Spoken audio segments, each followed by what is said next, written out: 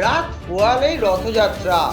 সেই রথযাত্রাকে সামনে রেখে বাংলা তথা পশ্চিম বাংলার সমস্ত জায়গাতে কিন্তু উত্তেজনা তুঙ্গে। কেন না, পশ্চিম বাংলায় প্রথম জগন্নাথ মন্দির উদ্বোধন করেছেন পশ্চিম বাংলার মাননীয় মুখ্যমন্ত্রী মমতা বন্দ্যোপাধ্যায়।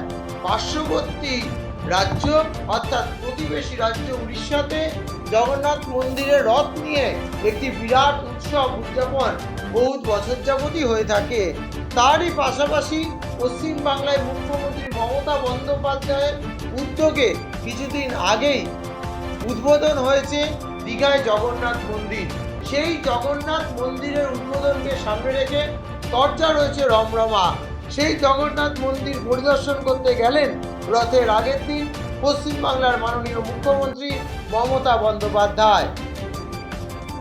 সেই রথযাত্রাকে সামনে রেখে জগন্নাথ মন্দিরের রথের যে উদ্বোধনের যে সোনার ঝাঁটা তা কিন্তু আগেই প্রদান করেছেন মুখ্যমন্ত্রী তার নিজস্ব অ্যাকাউন্ট থেকে। সেই সোনার ঝাঁটা দিয়ে ঝাড় দিয়ে উদ্বোধন করে শুরু হবে রথযাত্রা। কিন্তু পুরীর এই জগন্নাথ মন্দিরের সাথে দীঘার জগন্নাথ মন্দিরের দ্বন্দ্ব কিন্তু রয়ে যাচ্ছে এই দ্বন্দ্বের মধ্যে কিন্তু বিরাট বড় একটা ফারাক তৈরি করছে বিরোধীরা। কখনো প্রসাদ নিয়ে বিতর্কিত মন্তব্য করছেন বিরোধী দল নেতা শুভেন্দু অধিকারী সহ বিজেপি সমস্ত দলের নেতারা। এর সাথে সাথে তার প্রসাদ সেই প্রসাদ বিতরণ নিয়ে একটি বিরাট দ্বন্দ্ব তৈরি হচ্ছে। কখনো দেখাচ্ছে যে এই প্রসাদ বিতরণ করা হচ্ছে মানুষের মধ্যে, সেই প্রসাদ বিতরণকে কেন্দ্র করে বিভিন্ন রকম মন্তব্য করছেন বিজেপি নেতারা।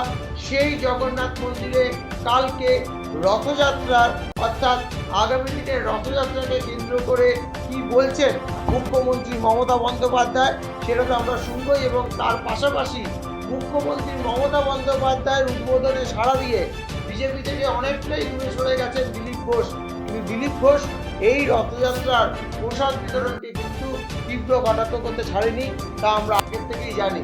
হঠাৎ করে দিলীপ ঘোষের এই পরিবর্তন ভোটের আগে কোন দিকে মোড় নেবে বিজেপি এবং তৃণমূলের দ্বন্দ্ব, সেই দিকে দেখতে হবে। এবং তার সাথে পশ্চিমবাংলায় বিভিন্ন রথযাত্রা উদযাপন হয়েছে, কলকাতায় বিভিন্ন রথযাত্রা উদ্বোধন হয়েছে, বিভিন্ন আশ্রম ভারত সেবাশ্রম সংঘ থেকে এবং বিভিন্ন জায়গা থেকে রথ বেরিয়েছে, আমরা আগেই দেখেছি। এবং তারপরে এই নতুন যে রথযাত্রা যে নতুনভাবে মুখ্যমন্ত্রী উদ্বোধন করেছেন দীঘায় জগন্নাথ দেবের মন্দির জগন্নাথ ধাম, সেই জগন্নাথ ধামের রথযাত্রা কিন্তু চোখ রাখতেই হচ্ছে। এবং মুখ্যমন্ত্রী পৌঁছেছে মেদিনীপুর অর্থাৎ দীঘাতে জগন্নাথ ধামের মন্দির এলাকায়। ওখানে সাংবাদিকদের মুখোমুখি হয়েছেন, কি বলছেন শুনুন।